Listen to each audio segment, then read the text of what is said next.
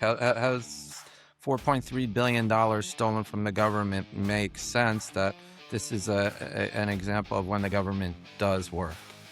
Because it was caught, right? So the fact of the matter is that there was an investigation that went into effect. The fact of the matter is that the government did its oversight job and ensured that it identified this fraud situation. That's what I mean, right? So when we look at these cases and we look at the fact that the government has found or the government is charging, that's not an example of a failure.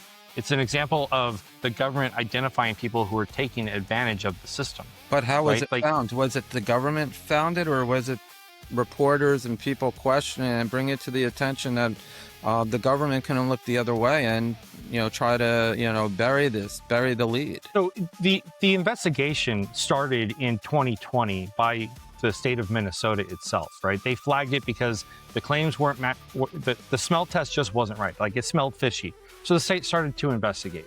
And then they started to compile a lot of details. And then what happened is that the nonprofit that the state flagged went to court and got an injunction for relief, which meant that the state couldn't, and you know this better than me, and so if I'm wrong on what this means, correct me, but it meant that the state couldn't continue its process, and that nonprofit could continue to receive and utilize those funds.